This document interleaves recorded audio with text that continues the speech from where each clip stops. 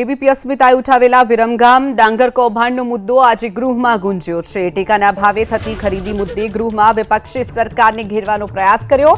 વિરમગામમાં ડાંગરની ખરીદી કૌભાંડ થયાનો વિપક્ષે આરોપ લગાવ્યો, તો બીજી તરફ કૌભાંડના આરોપીઓના નેતા સાથે કેક કાપતા ફોટા પણ વાયરલ થયા હોવાનું પણ વિપક્ષે જણાવ્યું।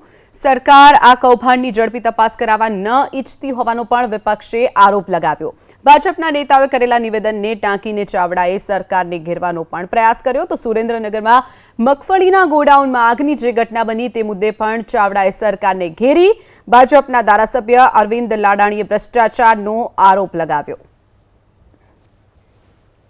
વિરમગામમાં ડાંગરની ખરીદીમાં જે લોકો સંડોવાયેલા છે, જે ભ્રષ્ટાચારમાં ગેરરીતિમાં સંડોવાયેલા લોકો સાથે ભાજપના નેતાઓના ફોટોગ્રાફ જાહેર થયા અને ખેડૂતોએ રેલી કાઢીને ગાંધીનગર સુધી આવવું પડે છે, એનો સ્પષ્ટ મતલબ છે કે સરકાર દ્વારા ટેકાના ભાવે જે ખરીદી કરવામાં આવે છે એમાં વ્યાપક ભ્રષ્ટાચાર થઈ રહ્યો છે, ગેરરીતિ થઈ રહી છે અને એમાં પણ જે ભાજપની આંતરિક ગેંગવોર છે એના ભાગ સ્વરૂપ એના નેતાઓ જાહેરમાં નિવેદન કરીને એને પુરવાર પણ કરી રહ્યા છે। ત્યારે આ ભ્રષ્ટાચાર ડામવામાં સરકાર નિષ્ફળ રહી છે એવી પણ મેં આજે રજૂઆત કરી છે।